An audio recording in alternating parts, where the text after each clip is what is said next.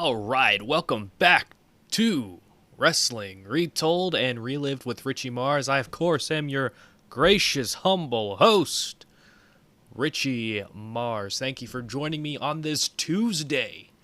You can always find updates to the podcast on Instagram, Twitter, and TikTok at Retold Richie Mars on all three of them. I'm recording this episode after Monday Night Raw. You know, standard stuff, nothing too crazy. I really did like the development we had with Seth Rollins and Shinsuke Nakamura. I'm very excited for their match at WWE Payback that's coming not this Saturday, but the Saturday after. But I'm not talking about Shinsuke versus Seth Rollins. I am talking about a topic I wanted to touch on a little bit ever since this man lost his United States Championship a couple of weeks ago, and that is Austin Theory. Now, for those of you who don't know, Austin Theory is one of the young guns in WWE. Some might call him a pillar of the future of what WWE can and should be. But unfortunately, whenever somebody is tagged as the future or the youngest blank in wrestling or WWE history, it puts a lot of perception of pressure on the minds of the audience, in that this person you're pegging as the future of the industry, of any industry. We've seen this in many sports. We've seen it in acting. Oh, this person's the next big thing. But when you don't immediately fill in those expectations, anything you do becomes less than if you're not prepared for that. And in wrestling and in WWE, we've seen a lot of cases where somebody is pegged as the future of the company and they don't pan out, unfortunately. We've seen it with Drew McIntyre when he came in 2009. We've seen it with Ted DiBiase Jr. when he debuted. This guy was even rumored to be a streak breaker for The Undertaker. We've seen it with guys even before then. We've seen it with Ahmed Johnson in the New Era in 95. We've seen it with Rocky Maivia before he became The Rock. He was being pegged as the blue chip or the future of this, and now we have Austin Theory. Again, if you're not a five-tool player in the minds of the audience, where, okay, we can see this person in this spot in the future, we can see this person becoming like his predecessors, like a John Cena, like a Rock, like a Randy Orton, like a Hulk Hogan, like a Steve Austin even, it puts a lot of comparisons out there, and that is the worst thing you can be in WWE, is a comparison of someone or a carbon copy of someone.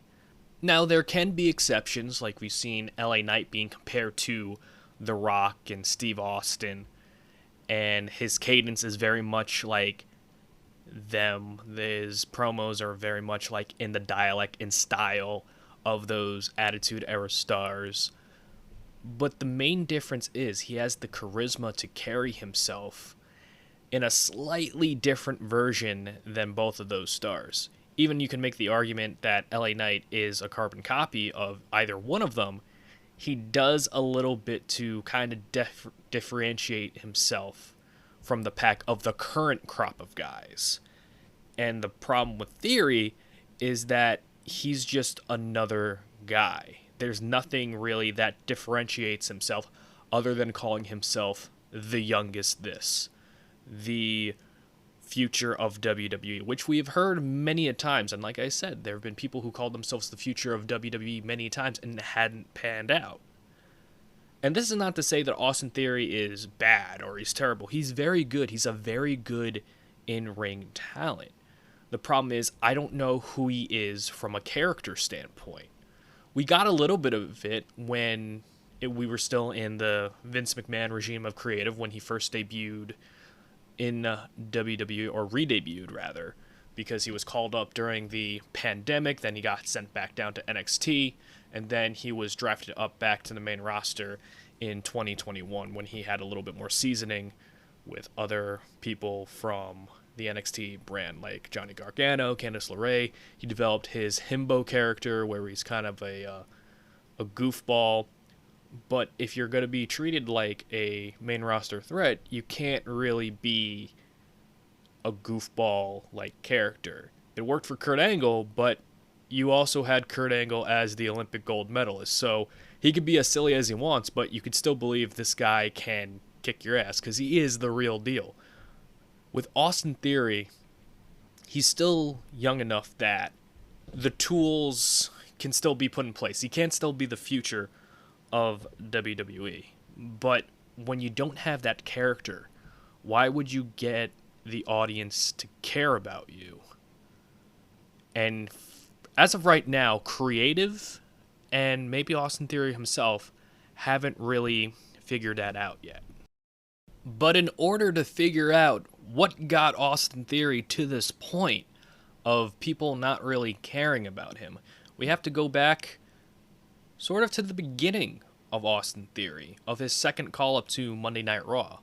Austin Theory was drafted in the 2021 draft, I believe. It's either 2021 or 2020. This is going to bother me. When was he drafted back up?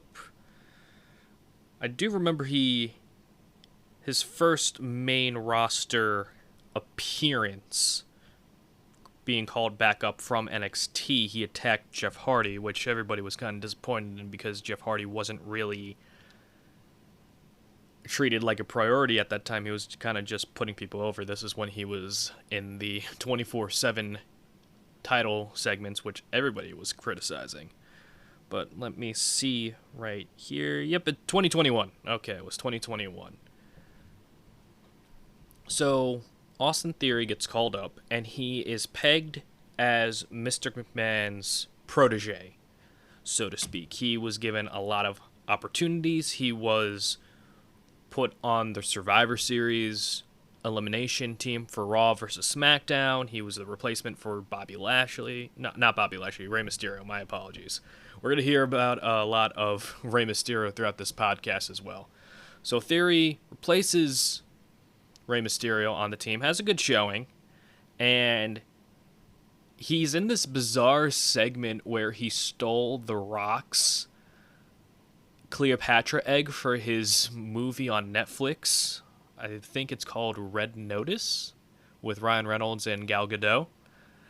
And that earned him a championship match for Big E's WWE Championship because he had enough gumption to steal The Rock's egg from Mr. McMahon. The creative in 2021, I forgot how wild it was. How wildly boring and how wildly creative it was all at the same time. Just amazing. So Austin Theory immediately makes an impact on the main roster as Mr. McMahon's golden child. And he's in a prominent program with Pat McAfee at his second WrestleMania and loses there. That's fine. He takes an amazing stunner from Steve Austin. And when you're rubbing elbows that early on into your next tenure of WWE with Steve Austin, with the WWE champion, with a celebrity like Pat McAfee, they got plans for you. They got big plans for you. Whether you're ready or not, you're being thrown into the fire. And Theory was swimming pretty well. And this is one thing I could say about Austin Theory is that in ring, he is technically sound. I don't think I've ever seen a match with Theory where I'm like, oh, that sucked, or oh, well, that bored me to tears. He's very fundamentally sound. And I don't see anything wrong with his work. He has creative moves. He has the 8-town down, the fireman's carry into the knee facebuster. He does the rolling through the ropes drop kick. Again, he has very creative moves for someone who's relatively still new. And he's got that John Cena, Randy Orton, The Rock, Steve Austin pattern where it's like, oh, I recognize these moves. These are his signature moves that he does. Not too long after WrestleMania, Austin Theory beats Finn Balor to become the United States champion. And if you forgot that Finn Balor was United States champion, I don't blame you. but he won the United States Championship, which is the secondary or tertiary title of WWE. And it looked like they were progressing and going with Austin Theory as this guy who's protected from Vince McMahon. He was getting his own little alliance with The Miz. He was getting an alliance with Veer Mahan when they were still kind of building him up as a singles act. And it looked like Monday Night Raw was being built around Theory. At Money in the Bank, Austin Theory loses the United States Championship to Bobby Lashley. And later on in the night, he wins the Money in the Bank briefcase. He was originally not in the match, but then he was put into that match. And if you hold on to the Money in the Bank briefcase, there's a good chance you could be the next world champion. The only problem is that Roman Reigns held both the WWE and Universal Championships. So it was, at least from an audience standpoint, not believable that Austin Theory would be the guy to cash in on Roman Reigns. And this is the turning point for the career of Austin Theory. In that when Vince McMahon stepped down from head of creative and Triple H was put in, you could already see the changes they were given to Austin Theory. He dropped the selfie gimmick, which is, it's fine, but he then became a little bit more, I don't want to say serious. It was like they sucked out his personality, for lack of a better term. He just seemed so vanilla, and it was killing me as a viewer because you can see he can do so much more charismatically and more entertaining stuff, but he just wasn't given that opportunity. And like most Money in the Bank winners, he went on a tremendous losing streak after winning the briefcase. I think he lost to Johnny Gargano in Johnny Gargano's first match back in WWE. I think he lost to a bunch of people. Like, I was getting concerned. I was like, geez, they're really just beating this guy up. I think he lost to McIntyre a couple of times. He tried to cash in the Money in the Bank briefcase, easy for me to say, on a couple of different occasions, but he would get railroaded each time by Brock, by Tyson Fury of all people. And it I just cannot talk this late at night. It culminated into Austin Theory cashing in his Money in the Bank briefcase, not on the World Heavyweight Championship, but on the United States Championship against Seth Rollins. Now, this was the period of time when they were trying to make the United States Championship the lead title on Monday Night Raw to a varying degree of success. It gave that title a lot more time to shine on the show, but the trade-off is that show still didn't have a world champion, or the world champion was not appearing on that show. So Austin Theory cashes in, but unfortunately for him, Bobby Lashley costs Austin Theory's shot at the championship, leading to Seth Rollins beating Austin Theory, and it is the first cash-in on a secondary, tertiary championship. And it was unsuccessful, and that immediately put Austin Theory in a list of names that cashed in the Money in the Bank briefcase and lost the match. And you got Baron Corbin and you got Damian Sandow in that camp. Not exactly the crowd that you want to be in if you're a rising star. Now, his explanation of why he decided to cash in was fine, with Roman's bloodline is so strong that there was no way he can even get a chance to cash in, which is a valid point, because at that time, the bloodline was a united front, a strong front. And there was no way someone like Austin Theory, who was on this tremendous losing streak, was going to even dent the bloodline. But the reason why I say the Money in the Bank cash-in didn't hurt Austin Theory is that 2 weeks later at Survivor Series, I believe it was 2 weeks, he was in a triple threat match for the United States Championship with Seth Rollins and Bobby Lashley, and he won. It was a classic finish of right place, right time. Seth Rollins hoisted Austin Theory up for the Falcon Arrow. Bobby Lashley speared Seth Rollins. Austin Theory fell into the cover. 1, 2, 3. Austin Theory is the new United States champion. And with this United States championship, he got a new wardrobe. He was wearing sunglasses. He was wearing jeans. He was wearing a jacket with no shirt. He basically looked like a Ricky Starks. I don't want to say knockoff because that's not fair. That's not fair to call someone a knockoff. But he looked like a new guy. And I'm like, oh, all right, this is how we're going to get Theory to the main event. He's going to carry himself like a main eventer. He's going to carry himself a little different than before. I could get behind this. Unfortunately, spoiler alert, that's not what really happened. So with Austin Theory's United States Championship reign, the reign that recently ended a couple weeks ago, it started in November, ended in August. Now, I can only recall a couple of things that have happened during his reign. The most I can remember is that almost every single one of his United States Championship defenses ended in either an interference, a roll-up, distraction roll-up, or some cheating tactic of some way. It was never a straight-up win, unless it was like a... I don't even think it was like even for Mustafa Ali, it was like a straight-up win. And I get it, he's a bad guy. He's allowed to cheat. That's what makes him... that's what makes him a bad guy. He cheats to win. But if you don't build up enough credible wins, no one is going to take your championship reign seriously. I'm just going down the list of opponents he defended that championship against right now.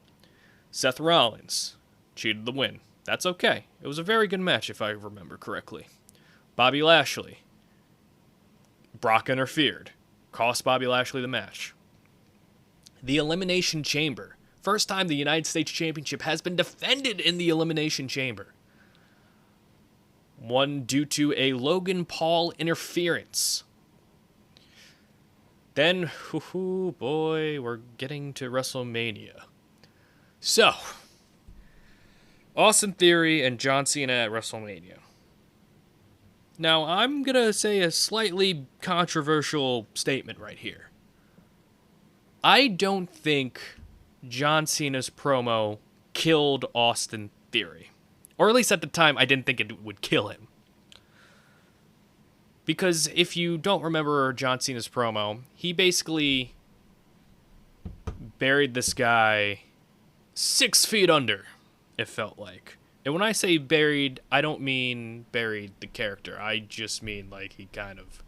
Well, I guess I kind of mean that. But he kind of really eviscerated the current version of Austin Theory, saying how he's not ready to have a match with John Cena at WrestleMania, that no one is going to care whether or not Theory will beat John Cena. Just all this weird stuff to build a WrestleMania match around. And the thing that really ticked me off about wasn't the John Cena aspect of it. It was the Austin Theory aspect of it, because they didn't give him anything creatively to combat John Cena with. John Cena actually said the contents of his promo, he talked to Theory about it beforehand, backstage. And he said, hey, I'm going to say all this about you. I remember he called Austin Theory just that, a theory of a superstar, because that's how WWE should look at a superstar, is of theory. He has it all. He has the look, he has the agility, he has the moveset. If you are an executive in WWE, Austin Theory is your guy. And I think that was part of the problem of shining so much of a light on Austin Theory is the corporate's guy. And when you're a WWE audience or a WWE fan and you're being positioned as, hey, you have to cheer for this guy, or you have to look at this guy as, hey, this is the future star. The audience doesn't like it when the product specifically tells you what you like. As we've seen over the years with a Steve Austin, with a John Cena, with a Daniel Bryan, Bryan Danielson, with a Sami Zayn. You don't like it when somebody tells you this is who you should root for. You look at all those guys I just mentioned. You see their struggles. You see they're trying to get that opportunity to become something more within the company, because you could tell their passion. You could tell their drive. You can tell that they want this success so badly, and you feel that journey they are on. But with Austin Theory, we didn't have enough time to connect with him that deeply, and John Cena was right about that. But when you shine a light on that, and that's the main aspect of the entire rivalry, the entire feud, going into the biggest show of the year, and you're not going to have access to John Cena until WrestleMania, and putting all that on Austin Theory, and you're not giving him a chance to respond in a way to not just refute the claims, but to show off a different side of his personality, it's doomed to fail. And unfortunately, Austin Theory was put in an unwinnable position. Now, let's fast forward to the match at WrestleMania. As an opening match, it was fine. I don't have any complaints about it. It was cool to see John Cena in the ring. It was kind of weird seeing him with hair, and it's weird seeing him pale. I'm not going to attribute to that as John Cena not caring. He's a movie star. If he gets hurt, then production's delayed, and he let a lot of people down. And I think he told Theory that too. So it was a very safe match. It was a very paint by numbers match. Cena did his stuff. Theory did his stuff. It was fine. It ended with Theory hitting a low blow on John Cena, hitting John Cena with his finish, 1, 2, 3. Theory defeats John Cena at WrestleMania, and they did nothing with it. They did nothing to capitalize on Theory's win, which was super disappointing, because Austin Theory, I know, growing up, was a huge John Cena fan. He was a big part of why he entered professional wrestling in the first place. And the fact that that wasn't a main component of the angle, and it just kind of washed away that opportunity for Austin Theory.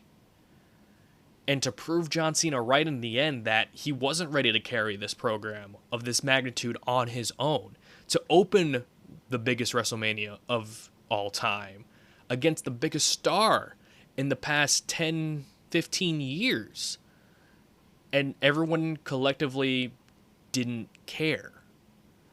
And you choose not to do anything with him after the fact. Like, there was nothing with Theory that changed before WrestleMania and after WrestleMania.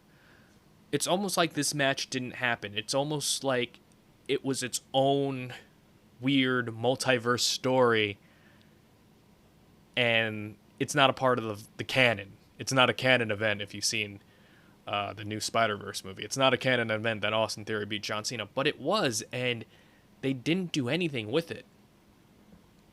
Austin Theory defeated Rey Mysterio due to interference on the Raw after WrestleMania, and then he went on to Backlash. He beat Bronson Reed and Bobby Lashley because he snuck in a win, which is almost a paint-by-numbers finish that he did to win the United States Championship with Bobby Lashley. And this was one of the big problems with the United States Championship reign, is there was a lot of rinse and repeat. I can't tell you how many times that Austin Theory won with a roll-up to retain the championship due to outside interference. He did it with Sheamus a couple of times, if I remember correctly. And when you get into that Groundhog Day situation with a champion, it's almost meandering. It's almost painful to watch because you're not seeing the guy he's working with develop. You're not seeing his character as the champion develop. And it's just disappointing as a fan because you want to see this guy succeed. You want to see where he can take his character to the next level and hopefully become one of the greats. But unfortunately, he's not given that opportunity. Austin Theory later gets drafted to SmackDown, which I think was a good move. It's always good to have a change of scenery, and I feel like the SmackDown brand would have done Austin Theory great. New show, new opponents. Good for him. He had a feud with Sheamus on and off with the Brawling Brutes. And I can't tell you anything. It was only a couple months, but I can't tell you anything specific other than I know Austin Theory beat Sheamus, I think, twice. And he beat him by roll-up. And he had like a alliance with Pretty Deadly, who was a new team on the block, but now Pretty Deadly's kind of injured, so they're out of action. So that didn't really work out in the long run. But there was no development with Austin Theory. You even have Michael Cole on commentary, just sending live shots at this guy for being a disgrace of a champion. And this is the guy you say is going to be the future of the company? And I'm not putting any of this on Austin Theory. A lot of it has to do with the creative that they come up with Austin Theory. Like, he was entertaining before when he was with the McMahon regime, I guess, the McMahon-helmed creative. But ever since Triple H took over, it's just like they stripped all the charisma and personality from him. We got some of that back. We saw him in the skybox by himself watching the finals of the United States Championship tournaments with Santos and Rey Mysterio. He was just kind of eating popcorn. He was just like chilling, not really caring in the world. But this is the problem. Why don't you have him do more stuff like this? Let him show his personality. Show us that he's not a one-note guy. Because if you don't take chances on what you say is the future, then you're not believing in it in the first place. And that's the main problem I would have with WWE from time to time. They would get invested of calling so-and-so the future. This guy's the future. This guy's the future of the company. But then they'll be half in, half out. Like they wouldn't go full tilt with him. We've seen what happened if you're full in on the future of the WWE, the future of the guy. We've seen it with Brock Lesnar. We've seen it with Randy Orton to a lesser extent. But I think where the fear comes into play, let's go back to those two names. Brock Lesnar gets pushed to the moon, debuts in April of 2002, leaves in March 2004. Randy Orton debuts 2002. Wins the World Heavyweight Championship in 2004. Loses it in 1 month, 28 days. They start building him up again for Triple H, but unfortunately, his backstage attitude gets him in trouble. So they kind of push off his feud. And I would argue that Randy Orton didn't become the Randy Orton we know today until 2008, 2009. That's where Randy Orton really started getting his stride. And I think why they're half in, half out on Austin Theory is because Austin Theory is still so young. I believe he's 26. In their heads, it's like, all right, we have time with him. We can marinate him. We could mold him into the star we want him to be. And I get that logic. You know, he's still young enough. He can still learn. He can still adapt to the position they want him to fulfill. But the thing is, when you don't get him anything creativity-wise, then how do you expect the audience to care? Like John Cena said. And I believe John Cena's, as much as John Cena's promo hurt Austin Theory, I also think it was a good reset point if they did it correctly. It was a good place to reset the Austin Theory character, And maybe he could have had his own talk show. I don't know. Maybe he could have had his own personality shift. Maybe he would... again, I'm just spitballing. I don't really plan out what Austin Theory's gimmick would be, but have him be more cocky. Have him be more arrogant. Have him show off more of his personality. But they didn't get him a chance to do that. They dropped the ball with Austin Theory winning at WrestleMania against John Cena, of all people. And it just boggles my mind how they dropped the ball with this guy. At least at this time. The door hasn't shut for Austin Theory. I know that as a fact that they didn't drop the ball on this guy. At least not now. Like I said, he's still young enough. He has plenty of time. Most people in WWE don't hit their prime until late 30s, early 40s. At least nowadays. So why would Austin Theory be any different? But I will say, they have to pull the trigger on something about him soon. Whether it's a character change, whether he turns from heel to babyface. Because if he wins the United States Championship this week on SmackDown, it's just going to be more of the same. Like how being Mr. Money in the Bank and then became the United States Champion, it became a lateral move. Because he was U.S. Champion, then it was Money in the Bank, and then he's U.S. Champion again. There was no development in between any of those reigns. I mean, I would argue his first United States Championship reign was the most entertaining because he actually had time with the mic, he had interaction with different superstars, and he was developing into the Mr. McMahon guy, and then he won the Money in the Bank contract, and that's where the development ended for him. And then when he was Mr. Money in the Bank trying to cash in, like I remember he did a segment with Roman Reigns where he was running around with the Money in the Bank briefcase, and then Roman kind of like, well, not literally, but kind of like smacked him upside the head and saying, "Your daddy's gone," when Vince stepped down. And yeah, that took a lot of the wins out of the sales of the Austin Theory Bank because he kept getting humiliated at every turn. He was treated like a joke. Through no fault of his own either. And then when he lost the Money in the Bank briefcase, then became United States Champion, there was, again, like I said, lateral move. What changed in between other than changing a briefcase for a championship? And it's proof that you could beat everybody on the roster. He beat everybody seemingly on Monday Night Raw. He beat Rollins, he beat Bobby Lashley, he beat Rey Mysterio, he beat Montez Ford, Seth Rollins, Johnny Gargano, Bronson Reed, John Cena,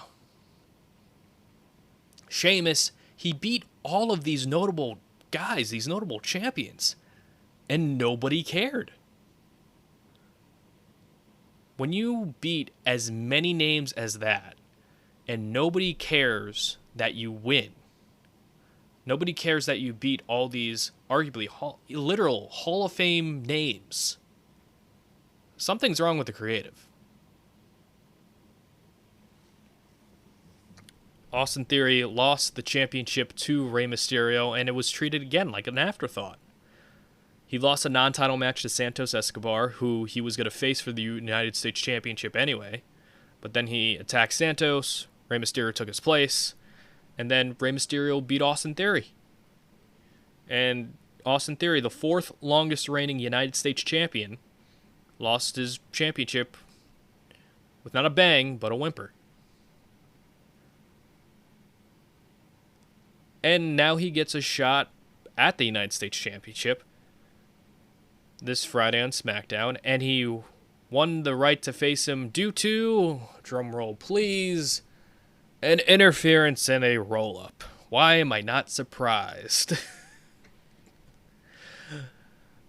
It just boggles my mind where you can't hold on to this forever. You can't get away with just winning by interference, roll-up, low blow, holding the trunks, cheating to win. Like, again, he's a heel. You're allowed to cheat to win, but if you do that all the time, it's just going to diminish you in the eyes of the audience. And I could tell you the person that WWE wishes Austin Theory was, and that's Grayson Waller.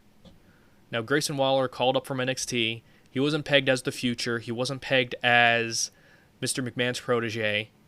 He was just a guy who was called up from NXT. He has a brash, loud personality. He hung in there with Edge. I don't even think he won a match on the main roster, but his ability to talk, his ability to get under your skin is exponentially more effective than Austin Theory ever was as United States Champion. And Grayson Waller has only been on SmackDown since June, July? It's amazing. I'm just saying, if they don't capitalize on Austin Theory, if they don't give him something creative, then the past 2 years have just been a colossal waste of time. And it's like John Cena said, you can wrestle as great a match as you want to, but if they, meaning the audience, doesn't care, then you're not doing your job.